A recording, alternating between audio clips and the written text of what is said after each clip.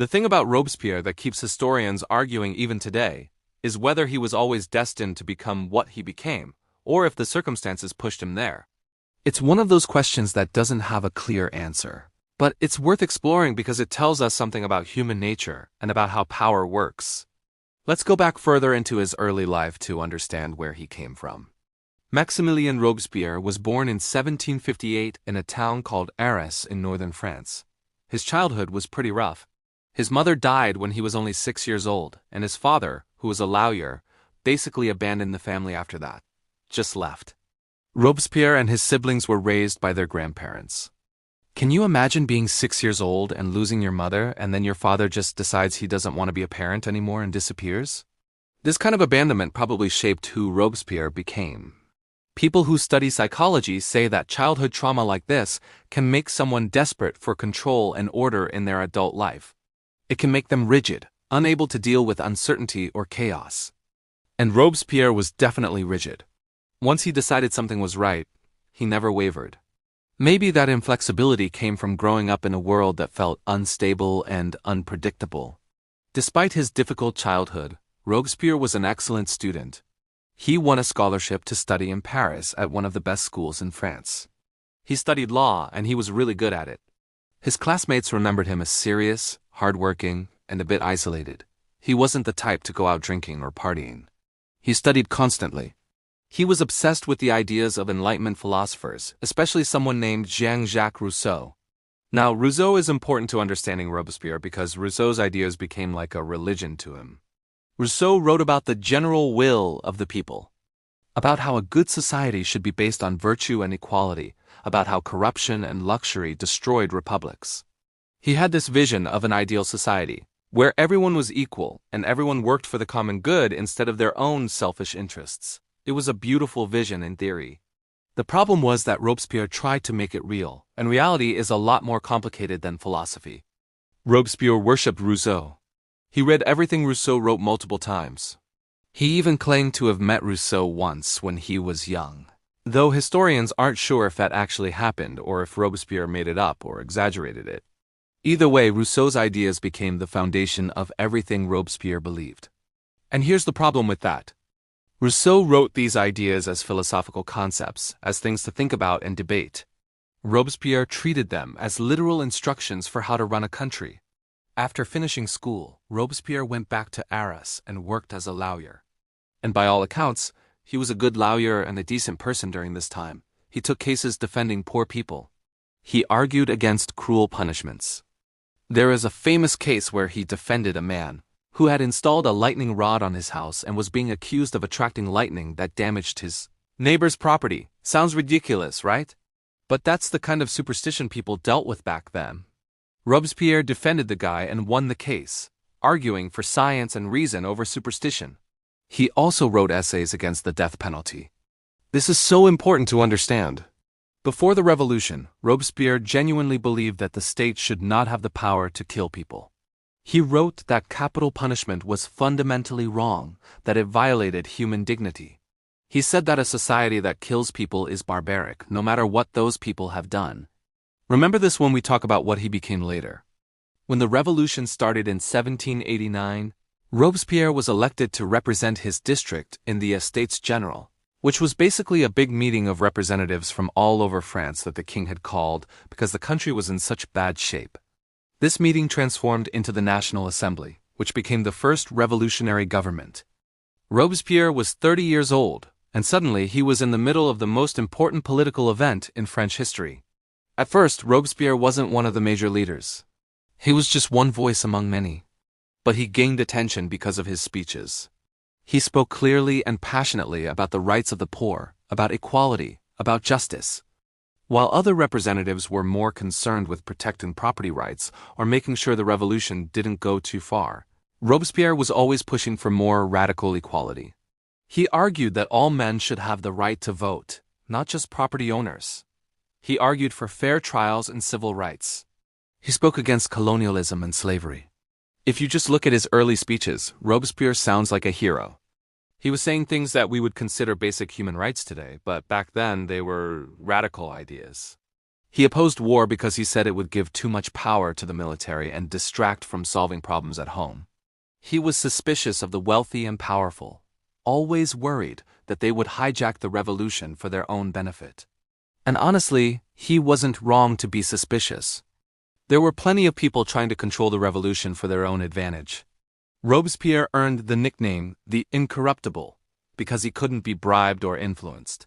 Other politicians were making deals, getting rich, playing political games. Robespierre lived simply in a small apartment, refused gifts, and stuck to his principles. People respected him for this.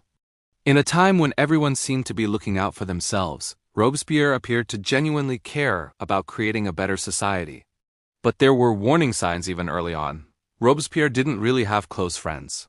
He had political allies, but not personal relationships. He never married, never had a romantic relationship that we know of. His whole life was politics and ideology. That might not seem like a big deal, but it meant that he didn't have people in his life who could tell him when he was wrong, who could give him perspective outside of his political bubble. Everyone around him was either a follower or an opponent. Nobody was just a friend who could say, "Hey, maybe you're taking this too far." He was also incredibly sensitive to criticism. If someone disagreed with him, he didn't just think they were wrong. He thought they were corrupt or stupid or evil. He couldn't separate disagreement from betrayal. This is a dangerous trait in anyone, but especially in someone with political power. It meant that as Robespierre gained more influence, he surrounded himself only with people who agreed with him completely. Anyone who questioned him was pushed out. As the revolution progressed through 1790 and 1791, Robespierre became more prominent. He gave more speeches, joined more committees, gained more followers. He positioned himself as the voice of the common people against the moderates, who he thought were too willing to compromise with the old system. And to be fair, some of his criticisms were valid. There were people in the revolutionary government who did want to preserve a lot of the old system, who wanted a weak revolution that wouldn't threaten their own wealth and power. The problem was that Robespierre started seeing compromise itself as betrayal. If you thought the revolution should move slowly and carefully, he thought you were an enemy of the people. If you argued for moderation, he thought you were trying to sabotage the revolution. He divided the world into pure revolutionaries like himself and everyone else, who were at best misguided and at worst traitors. This black and white thinking made real politics almost impossible. When the king tried to escape in 1791, Robespierre was one of the first to argue that the monarchy should be abolished entirely. Other leaders wanted to give the king another chance to pretend the escape attempt hadn't happened. They were worried about what other European countries would do if France got rid of its king. But Robespierre said no, the king has proven he's an enemy, we need to establish a republic. He was right about the king's intentions. Louis really did want to crush the revolution. But the way Robespierre argued his point, with this absolute certainty and this implication that anyone who disagreed was a traitor, that was problematic. In 1792, France declared war on Austria. Robespierre opposed this initially, which is interesting because later he would use the war to justify the terror. He argued that going to war would create chaos and give too much power to generals. He was afraid that a general would use military success to take over the government. Again, he wasn't wrong. That's exactly what eventually happened with Napoleon. But when Robespierre opposed the war, other revolutionaries accused him of being unpatriotic, of siding with France's enemies. This hurt him politically and probably made him even more paranoid about being seen as insufficiently revolutionary. The war went badly at first. France was disorganized, and the professional armies of Austria and Prussia were winning battles. There was real panic that foreign troops would invade, crush the revolution, and restore the old monarchy with even more repression than before. This crisis atmosphere made people more willing to accept extreme measures. It's hard to overstate how much the war shaped what came next. Without the threat of foreign invasion, the terror might never have happened, or at least might not have been as severe. In September 1792, there were these events called the September Massacres. Mobs in Paris broke into prisons and killed over 1,000 prisoners. These weren't people who had been tried and convicted. They were just people in prison, many of them for non-political crimes.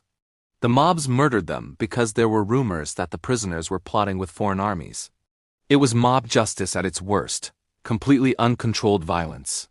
Robespierre's response to the September massacres is revealing. He didn't organize them, but he defended them afterward. He said that while they were unfortunate, they were understandable given the circumstances. The people were scared and angry, and they took justice into their own hands. This was the start of Robespierre justifying violence. He was beginning to accept that revolutionary goals could require revolutionary violence, even if that violence wasn't legal or fair. When the king was put on trial in December 1792 and January 1793, Robespierre gave a speech arguing that Louis should be executed without a trial. Think about that. The man who had argued against the death penalty, who had said that proper trials were essential to justice, was now saying the king should just be killed without any real legal process. His argument was that Louis's guilt was obvious, that having a trial was pointless, and that executing him quickly was necessary to prove France was serious about the revolution. Robespierre got his way, though the king did get a trial of sorts. Louis was convicted and executed in January 1793. The execution shocked Europe and guaranteed that France would be at war with pretty much every monarchy on the continent. It also broke a psychological barrier. If you could kill the king, you could kill anyone. The traditional rules about who was protected and who wasn't had been shattered. After the king's execution, the revolution entered a new phase. The country was at war with multiple enemies. There was civil war in the Vendée region and in other parts of France. The economy was a disaster. People were starving because the war disrupted food production and trade. There was inflation because the government was printing money to pay for the war. Everything was falling apart, and everyone was looking for someone to blame. This is when the Committee of Public Safety was created in April 1793. It was supposed to be a temporary emergency government to deal with the crisis. Robespierre joined the committee in July 1793, and he quickly became its leading figure. The committee had 12 members, but Robespierre was the most influential. He didn't have an official title like president or chairman. His power came from his reputation, his speaking ability, and his willingness to make hard decisions that others hesitated over. The committee's power was basically unlimited. It could arrest people, confiscate property, override other government bodies, declare emergency measures, pretty much anything. This concentration of power was supposed to be temporary just until the crisis was over. But as we all know, emergency powers have a way of becoming permanent. The crisis never quite ended, or rather, the committee kept finding new crises that required them to keep their power. Robespierre's role in the committee was interesting. He wasn't in charge of the military like some other members. He focused on political questions, on rooting out internal enemies, on maintaining revolutionary purity. He saw himself as the guardian of the revolution's soul. While others dealt with armies and supplies, Robespierre dealt with ideology and virtue. He was the one making sure everyone stayed true to revolutionary principles, at least as he understood them.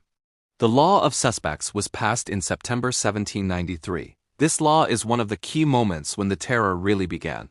It said that anyone could be arrested who was suspected of being an enemy of the revolution. And the criteria for being a suspect were incredibly broad. You could be arrested if you couldn't prove your civic virtue. Think about that. You had to prove you were virtuous, not just that you hadn't done anything wrong. How do you prove virtue? You can't, it's subjective. Which meant that anyone could be arrested for basically any reason.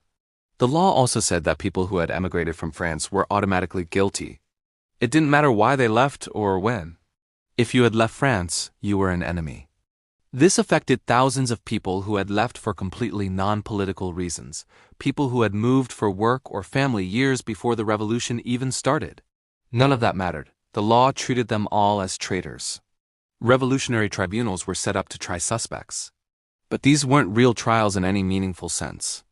The accused weren't allowed proper defense lawyers. The proceedings were rushed.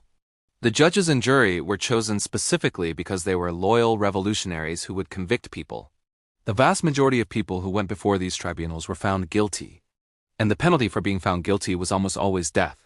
The guillotine became the symbol of the terror, and there's a reason for that. It was efficient. It could kill person after person, all day long if needed. The revolutionary government actually saw the guillotine as humane because it killed instantly, unlike hanging or other execution methods. But humane or not, it became a killing machine. And the sound of it, that heavy blade falling, became the sound of the terror. In Paris, the guillotine was set up in several different locations during the terror. At first it was in the Place de la Révolution, which is now called Place de la Concorde. This is right in the center of Paris, one of the most famous public squares in the world. Every day, crowds would gather to watch executions. Some people came because they supported the revolution and wanted to see justice being done as they saw it. Others came because it was entertainment. Public executions had been entertainment for centuries. The Terror just put it into overdrive. The people who operated the guillotine became famous or infamous. The chief executioner was a man named Charles Henry Sanson. His family had been executioners for generations. It was like a family business. Sanson executed thousands of people during the Terror, including the king, Marie Antoinette, Danton, and eventually Robespierre himself. He later wrote that he was just doing his job, that he had no personal feeling about the people he killed. But how do you kill thousands of people and not let it affect you? Sanson supposedly had nightmares for the rest of his life. The victims of the guillotine came from all parts of society. Nobles, priests, merchants, peasants, workers, soldiers, everyone. The Terror started by targeting obvious enemies like royalists and nobles, but it quickly expanded. Soon revolutionaries were turning on other revolutionaries. The revolution was eating itself, just like that quote says. There were different factions among the revolutionaries, and they all hated each other almost as much as they hated the monarchy.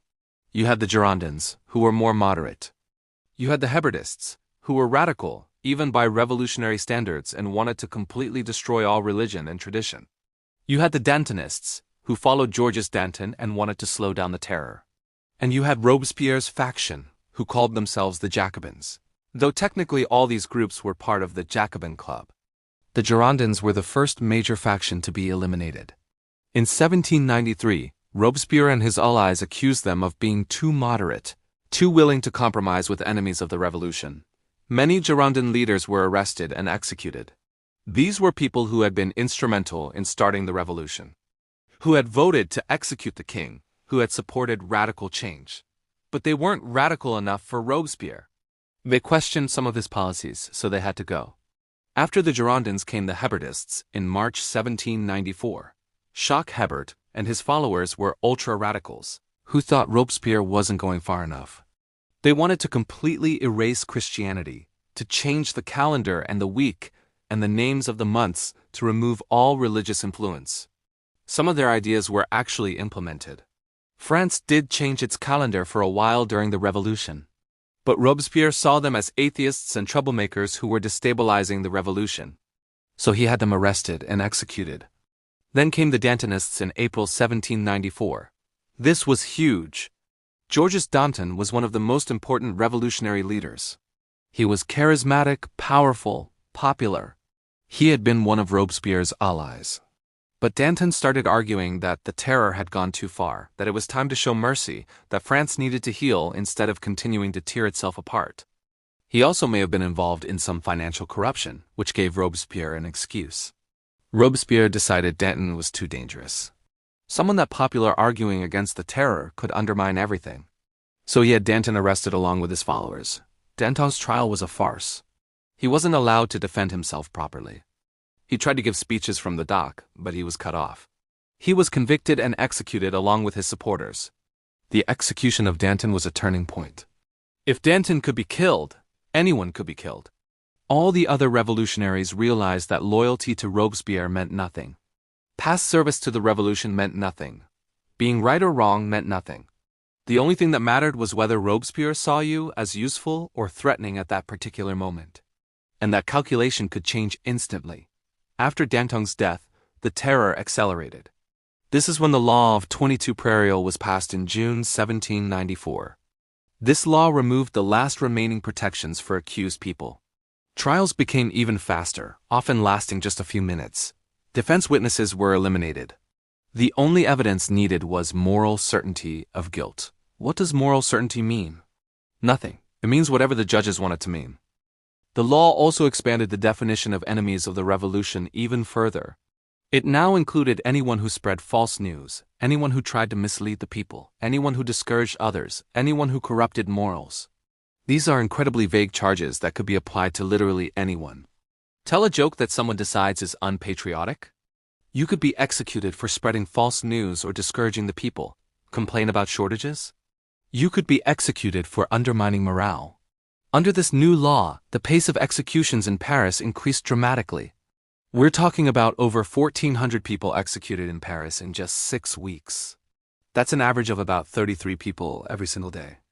The guillotine was working from morning until night. The executioners couldn't keep up. The carts carrying victims to execution were running constantly through the streets. And it wasn't just Paris. The terror affected all of France. In Lyon, which had rebelled against the revolutionary government, thousands of people were executed. In the Vendée, where there was a royalist rebellion, entire villages were destroyed. The revolutionary armies killed tens of thousands of people, including many civilians. Some historians call what happened in the Vendée a genocide. The revolutionary general there said that he wanted to turn the region into a cemetery for the enemies of the revolution. In Nantes, a city in western France, a revolutionary official named Jean-Baptiste Carrier ordered mass drownings. People were put on boats that were deliberately sunk in the river. Thousands of people died this way, including women and children. When Carrier was eventually put on trial after the terror ended, he said he was just following orders, that the revolutionary government had authorized extreme measures. He was probably right. The government had essentially given local officials permission to do whatever they thought was necessary. Robespierre knew what was happening in places like Lyon and Nantes. He received reports. He signed orders authorizing these actions. He can't claim ignorance. He made a conscious choice that this level of violence was acceptable, was necessary even, to save the revolution. How do you make that choice? How do you decide that drowning thousands of people is an acceptable price for your political goals? The answer is that Robespierre had created a mental framework where this all made sense. He believed that France was in an existential crisis. He believed that enemies of the revolution were everywhere, plotting to destroy everything. He believed that showing mercy would be seen as weakness and would encourage these enemies. He believed that he was the only person who truly understood what needed to be done. And he believed that history would vindicate him, that future generations would look back and see that his harsh measures had saved the revolution. This is how tyranny justifies itself. It always has a reason, always has an explanation for why this particular cruelty is necessary. Robespierre wasn't sitting around cackling about how evil he was. He thought he was a hero, making tough choices that others were too weak to make. He thought he was saving France.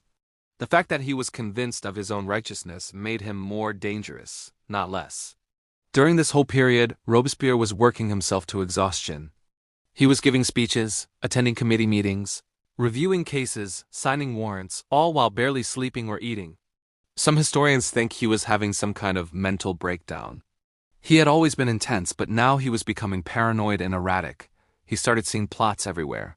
He became convinced that there was a vast conspiracy to undermine him and the revolution. In his personal life, Robespierre lived very simply even at the height of his power.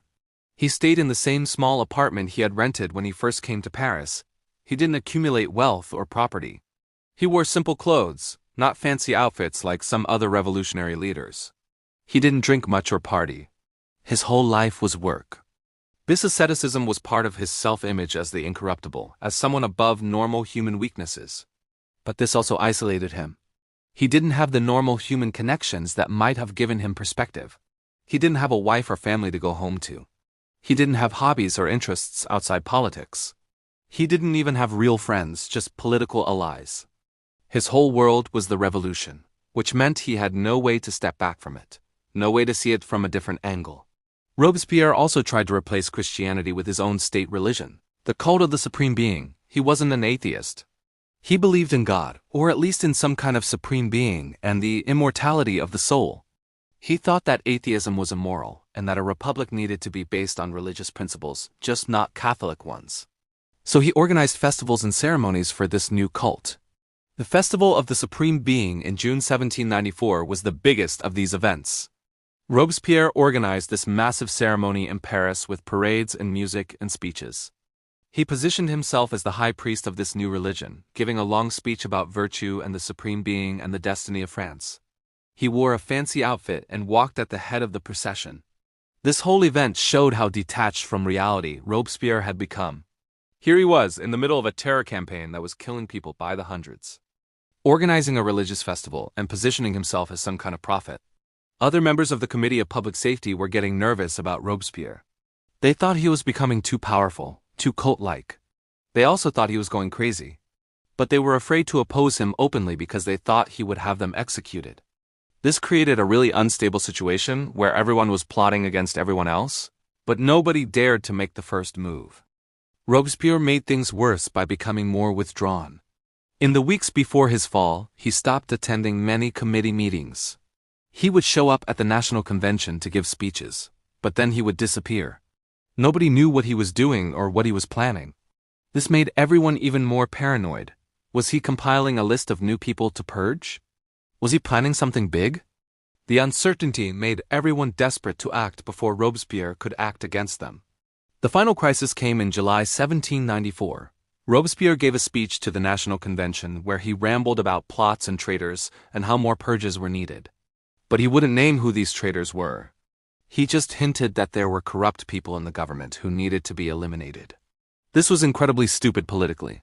He basically told everyone in the room that some of them were going to die, but he wouldn't say who. So everyone assumed they were on the list. This united all of Robespierre's enemies and all the people who were scared of him into one group.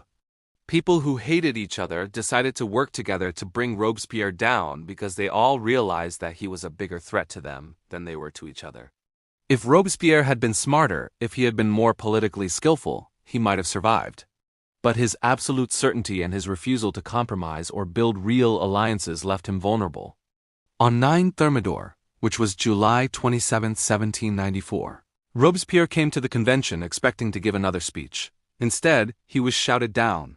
Different members started accusing him of being a dictator, of betraying the revolution, of being a tyrant. Robespierre tried to respond, but he couldn't make himself heard over the noise. His voice, which had been his greatest weapon, failed him at the crucial moment. The convention voted to arrest Robespierre and his closest allies. This was incredibly risky for the people voting for it because if the arrest failed, Robespierre would certainly have them executed. But enough people were desperate enough to take the risk. The vote passed. Robespierre and his supporters were declared outlaws. Robespierre and his allies tried to organize a resistance. They fled to the Paris City Hall, where the Paris Commune, which was loyal to Robespierre, was based. For a few hours, it looked like there might be a civil war within Paris, but most of the military units refused to support Robespierre. They either stayed neutral or sided with the convention. The Paris Commune couldn't raise enough forces to resist. Troops from the convention surrounded the city hall. There was a brief confrontation. Someone shot Robespierre in the face, shattering his jaw. Whether it was an assassination attempt or a failed suicide attempt is still debated. Either way, Robespierre was captured, wounded, unable to speak. His brother Augustin Robespierre tried to escape by jumping out a window and shattered both his legs. Most of the other supporters were captured without much fight. Robespierre spent his last night lying on a table in a government office, wounded, in terrible pain, unable to speak because of his shattered jaw. People came to look at him, the man who had been so powerful just hours before, now completely helpless. Someone tore the bandage off his jaw at one point, causing him to scream in agony. Whether this was deliberate cruelty or an attempt to see how badly he was hurt depends on which account you read. The next afternoon, Robespierre and 21 of his supporters were taken to the guillotine. There was no trial. The convention had declared them outlaws, which meant they had no legal rights. This was ironic given how many people Robespierre had sent to the guillotine without proper trials. Now he was experiencing the same system he had created. When Robespierre was brought to the scaffold, the executioner roughly tore off the bandage holding his shattered jaw together. Robespierre let out a terrible scream.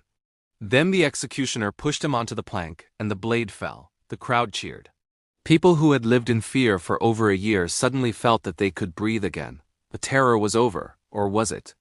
The terror officially ended with Robespierre's death, but the habits of violence and suspicion didn't disappear immediately. France continued to have political instability for years. Different factions continued to fight for power. More people were executed, though not on the same scale as during the Terror. It took France a long time to find any kind of stability. And when they did, it came in the form of Napoleon's dictatorship, which was a different kind of authoritarian rule. The aftermath of the Terror was complicated. Some of the people who overthrew Robespierre were themselves terrorists who had participated in the killings. They didn't oppose the terror because they thought it was wrong. They opposed Robespierre because they were afraid of being his next victims. So we can't really call them heroes. They were just opportunists who saw a chance to save themselves. Other people who had opposed the terror or who had been more moderate were brought back into government.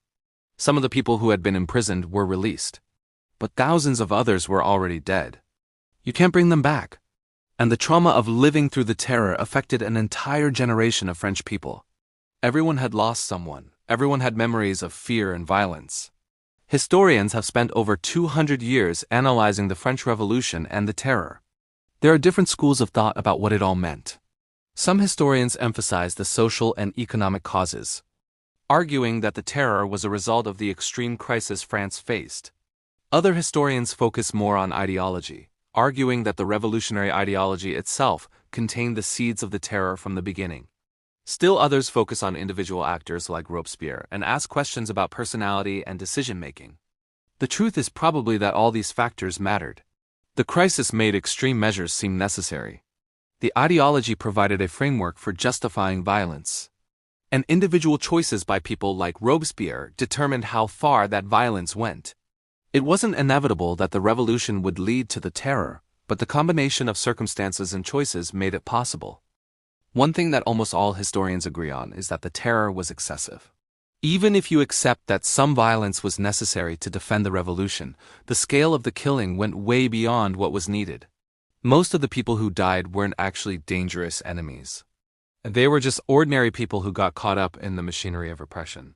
The terror became self-sustaining, creating new enemies through its own violence, which then justified more violence in a vicious cycle. The French Revolution had a huge impact on world history. It spread ideas about democracy, equality, and human rights that inspired movements all over the world.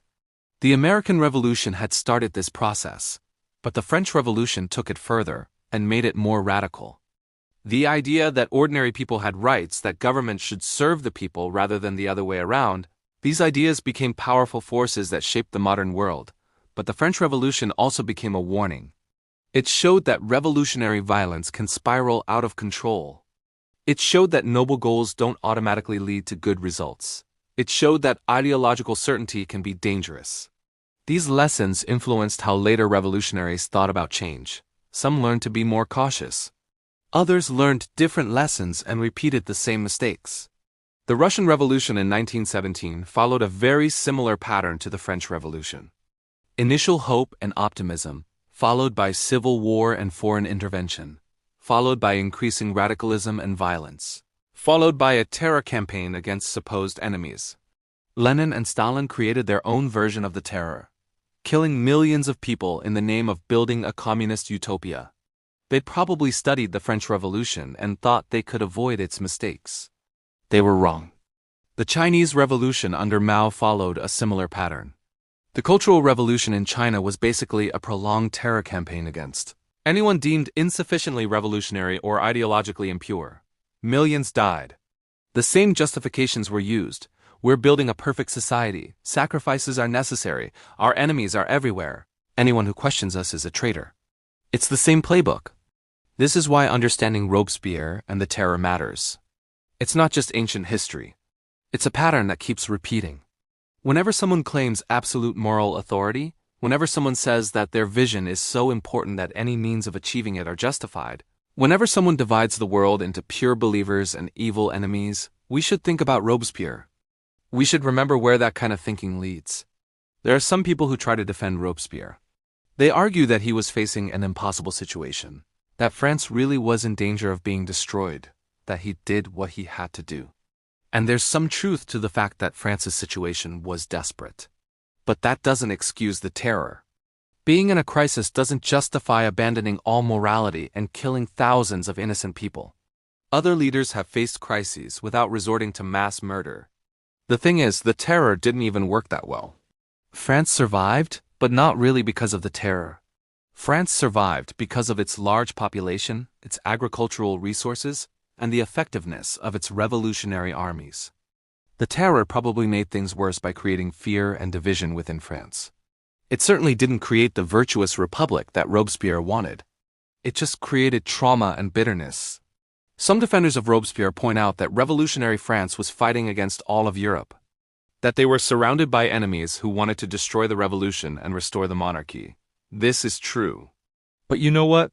Not everyone who the terror killed was actually working for those foreign enemies. Most of them weren't. Most of them were just French people trying to survive. The terror cast such a wide net that it caught mostly innocent people along with any actual spies or traitors. There's also an argument that we shouldn't judge Robespierre by modern standards, that we need to understand him in the context of his time. And yes, the 18th century was more violent than today in many ways. Public executions were normal. War was more brutal. Life was cheaper. But even by the standards of his own time, Robespierre went too far. That's why he was overthrown. His contemporaries, people who lived in the same violent world he did, thought he was excessive. The final lesson from Robespierre's story is about the limits of politics. Robespierre thought that if you just had the right political system and eliminated all the corrupt people, you could create a perfect society, but human nature doesn't work that way. People are complicated. Society is complicated. There is no perfect political system, and trying to create one through force just creates suffering. This doesn't mean we shouldn't try to improve society. Of course we should. But we need to do it with humility, recognizing that we don't have all the answers. That other people might have valid points, that sometimes compromise is better than purity. Robespierre's story shows us what happens when someone refuses to accept these limitations. When someone thinks they can force humanity into their vision of perfection. Today, Robespierre's name is remembered, but not the way he wanted. He wanted to be remembered as the savior of the French Republic. Instead, he's remembered as a cautionary tale. His name is associated with fanaticism, with the dangers of ideological extremism, with the terror. That's his legacy. All his speeches about virtue, all his claims to be fighting for the people, all of it is overshadowed by the thousands of people he killed. There's a kind of justice in that. Robespierre thought he would be vindicated by history. He thought future generations would understand that he had done what was necessary. But instead, history has judged him harshly, and rightly so. He had a choice. He could have chosen moderation, compromise, mercy. He chose certainty, purity, and terror. And that choice defines how he's remembered. So when you hear someone today talking about how they know exactly what's right, about how their political opponents aren't just wrong but evil, about how extreme measures are justified by extreme circumstances, think about Robespierre. Think about how someone who genuinely wanted to help people ended up destroying them.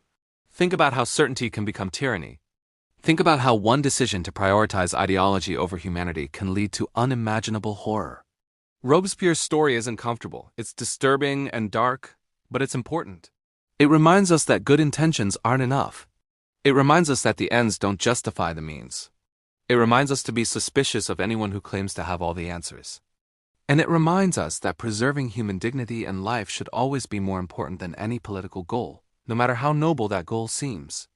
The guillotine that killed Robespierre still exists. It's in a museum now, a relic of a terrible time. Looking at it, you can imagine the thousands of people who died under its blade. You can imagine the fear that ordinary people felt during the terror, never knowing if they would be next. You can imagine Robespierre himself, lying wounded in that office, about to face the same death he had ordered for so many others. History is full of tyrants. But Robespierre is unique because he didn't start out wanting to be a tyrant. He started out wanting to be a hero. He wanted to create a better world. And through a series of choices, each one seemingly justified at the time, he became a monster. That's what makes his story so tragic and so important. It shows us that the path to tyranny can begin with the best intentions. It shows us that anyone, given the right circumstances and the wrong choices, can become what Robespierre became. So remember this story. Remember Robespierre? Not to condemn him personally, though his actions deserve condemnation, but to understand the warning his life provides. One decision, that's all it takes. One decision to prioritize your vision over human life. To see anyone who disagrees as an enemy. To believe that you alone know what's right. Make that decision and you're on the path Robespierre walked. And we all know where that path ends. At 2000 word more 422. The French Revolution didn't end with Robespierre's death. In fact, some historians argue that the real revolution was just beginning to show its true long-term effects. France went through several more years of chaos and instability before Napoleon finally seized power in 1799. And Napoleon's rise is directly connected to what Robespierre did. The terror created such trauma and instability that people were willing to accept a military dictator just to have some order and security again. Think about that for a second. The revolution started because people hated living under an absolute monarch. They fought and died to create a republic where everyone would have rights and freedom. But after the terror, after experiencing what unchecked revolutionary power could do, many French people were actually relieved to have a strong authoritarian leader like Napoleon. They traded the chaos and fear of the terror for the stability of dictatorship. That's how much damage Robespierre and the terror did to the revolutionary cause. Napoleon himself was shaped by the revolutionary period. He was a young officer who rose through the ranks during the Revolutionary Wars. He saw the terror happen. He learned from it. When he eventually took power, he was smart enough not to repeat Robespierre's mistakes. He didn't kill everyone who disagreed with him. He didn't try to create a republic of virtue. Instead, he focused on practical governance, military glory, and maintaining order.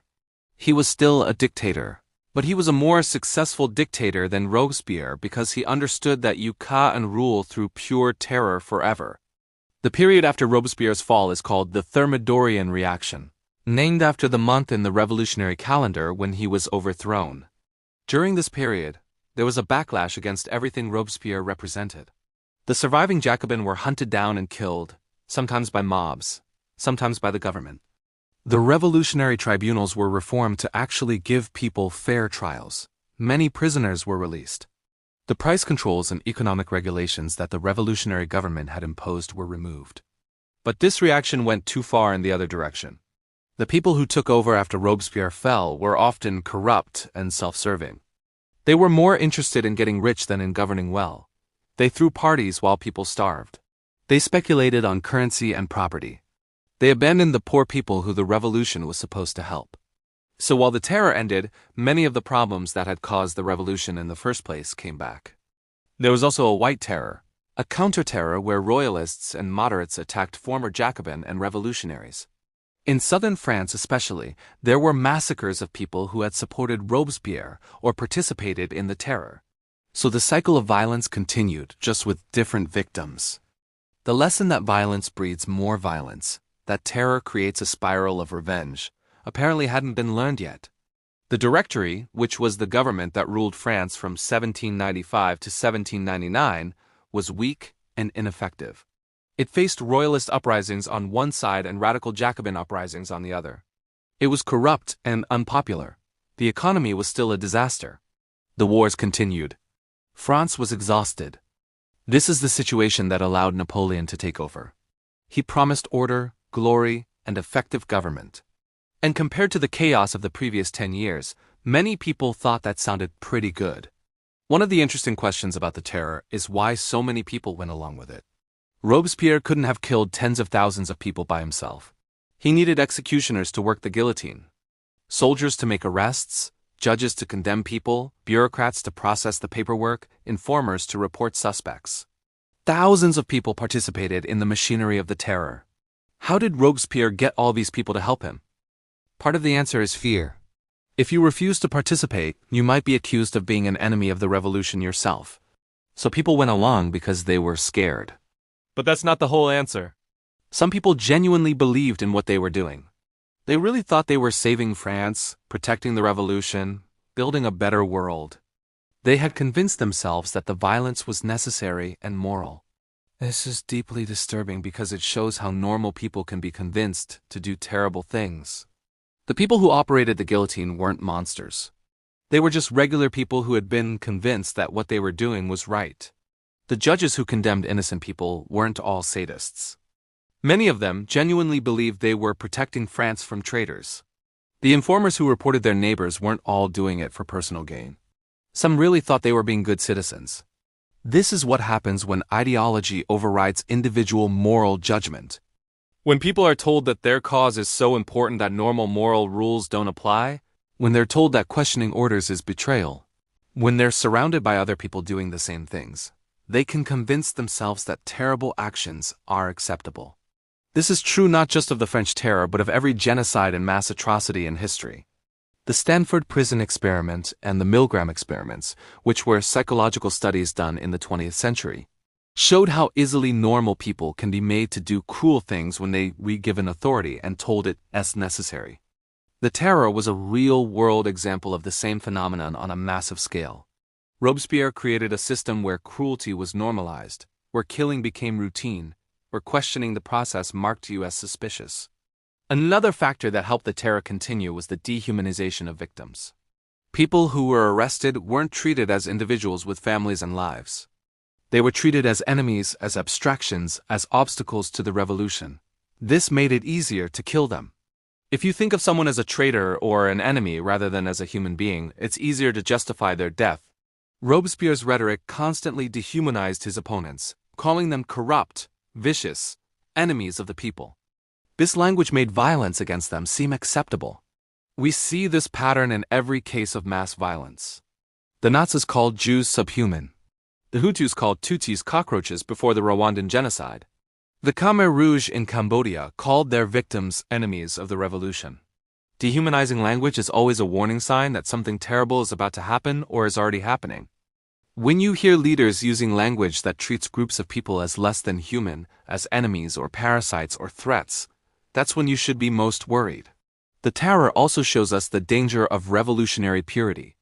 Robespierre was obsessed with creating a republic of virtue where everyone would be honest, selfless, and dedicated to the common good. This sounds nice in theory. Who doesn't want people to be virtuous? But in practice, demanding purity creates impossible standards that nobody can meet. And when the standards are impossible, anyone can be accused of falling short. This is why Puritan movements of any kind tend to become oppressive.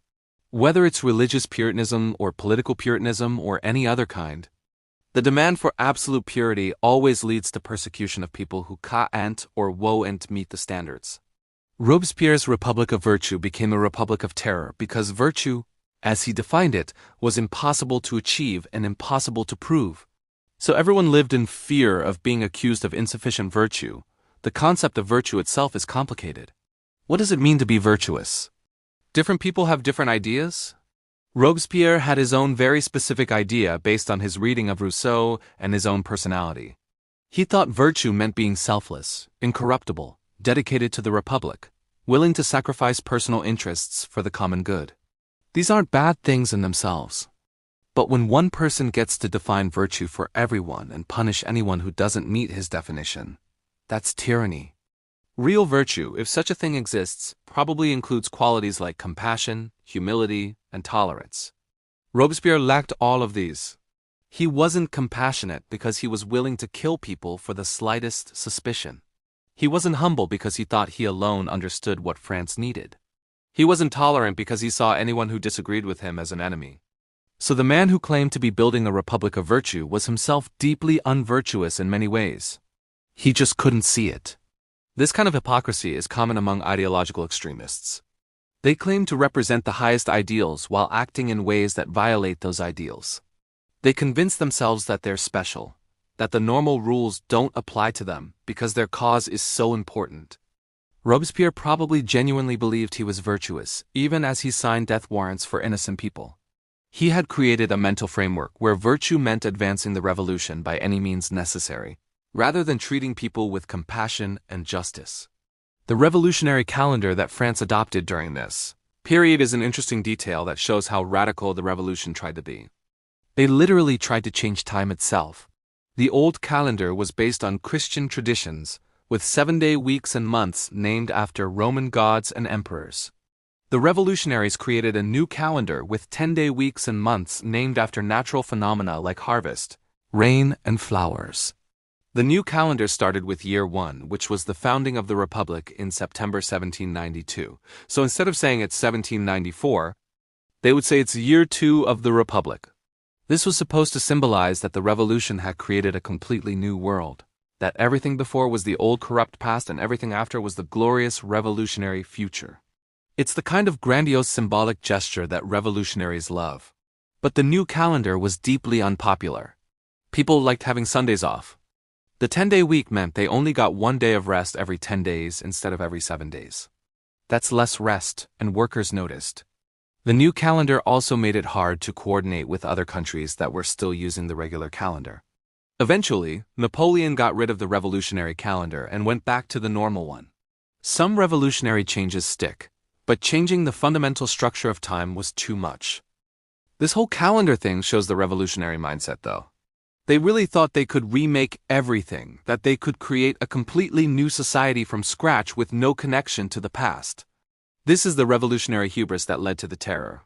If you think you can change something as fundamental as the calendar, you probably also think you can change human nature itself. And if people don't fit into your new perfect system, well, maybe those people are the problem. The treatment of religion during the Revolution and the Terror is another important aspect. France had been a deeply Catholic country for over 1,000 years. The Catholic Church was powerful, wealthy, and closely tied to the monarchy. The revolutionaries saw the Church as part of the old system that needed to be destroyed. So they seized church property, forced priests to swear loyalty to the state, and eventually tried to replace Catholicism with new revolutionary religions. Many priests refused to swear loyalty to the revolutionary government. These were called refractory priests, and they became targets during the Terror. Thousands of priests were arrested, and many were executed. Churches were closed or converted to other uses. Religious symbols were removed from public spaces. In some areas, there were campaigns of de-Christianization where revolutionaries tried to erase all traces of Christianity. Robespierre was actually opposed to the most extreme de-Christianization efforts. He thought they were counterproductive and that they alienated too many people. This is interesting because it shows that even during the Terror, there were limits to what Robespierre thought was acceptable. He was fine with killing political opponents, but he thought attacking religion too aggressively was a mistake. His cult of the Supreme Being was an attempt to create a middle ground, a civic religion that would unite people without being Catholic. But the religious persecution during the Revolution created deep wounds in French society. Many French people, especially in rural areas, remained deeply Catholic and resented the revolutionary attacks on their faith. This religious divide continued to affect French politics for generations. Even today, debates about the role of religion in French society can be traced back to the conflicts of the revolutionary period. The role of women during the Revolution and the Terror is also worth discussing. Women were very active in the early stages of the Revolution. The march to Versailles that forced the king and queen to move to Paris was led by women. Women formed political clubs and participated in debates. Some women, like Olympe de Gouges, wrote about women's rights and argued that the revolution's ideals of equality should apply to women too. But as the revolution became more radical, women were increasingly excluded from political participation. The Jacobins shut down women's political clubs. They argued that women belonged in the home, that politics was men's business. Olympe de Gouges, who had written a declaration of the rights of woman arguing for gender equality, was executed during the Terror. Her crime was writing pamphlets that criticized the revolutionary government and defended the Girondins. So the revolution, which claimed to be about equality and rights, actually reinforced gender inequality in many ways. Women could be executed for political crimes, but they couldn't vote or hold office. They could participate in revolutionary festivals, but only in traditional feminine roles. The revolution extended political rights to men, but not to women, and it would be another century and a half before French women got the right to vote. This shows another limit of the revolution's ideals. Liberty, equality, and fraternity sounded universal, but in practice they were only meant for certain people, not women. Not slaves in French colonies, at least not for most of the revolutionary period. Not foreigners. The revolution was more inclusive than the old monarchy, but it was still far from truly universal in its application of rights. The economic policies during the Terror are also important to understand. France was facing massive food shortages and inflation. The revolutionary government tried to control this by imposing price controls, called the maximum, on basic goods like bread. In theory, this was supposed to help poor people by keeping food affordable. In practice, it created black markets and shortages because farmers didn't want to sell their products at artificially low prices. Robespierre supported these economic controls because he saw them as necessary to help the poor and to prevent speculation and hoarding. He accused merchants and farmers who violated the price controls of being enemies of the revolution. Many were arrested and executed for economic crimes. So the Terror wasn't just political. It was also economic. You could be killed for trying to sell bread above the legal price. These economic policies failed. They didn't solve the underlying problems of food production and distribution. They just created new problems and gave the government another excuse to arrest people. After Robespierre fell, the price controls were removed, which created other problems, but at least people weren't being executed for economic activities anymore. The impact of the terror on French culture was profound. Before the Revolution, France was the cultural center of Europe. French art, literature, music, and philosophy influenced the whole continent. But during the terror, many artists and intellectuals fled the country or were executed. Cultural life was dominated by revolutionary propaganda. Art was supposed to serve the revolution, not to be creative or beautiful for its own sake. This cultural repression stifled French creativity for a while. Some artists adapted and produced revolutionary art. Jacques David, a famous painter, became an enthusiastic supporter of the revolution and Robespierre. He designed festivals and painted revolutionary scenes. After Robespierre's fall, David was imprisoned for a while but eventually rehabilitated himself and became Napoleon's favorite painter. He was one of the lucky ones who managed to survive all the changes in regime, but many others weren't so lucky. French intellectual and cultural life took years to recover from the terror. The fear and suspicion that the terror created made people cautious about expressing themselves.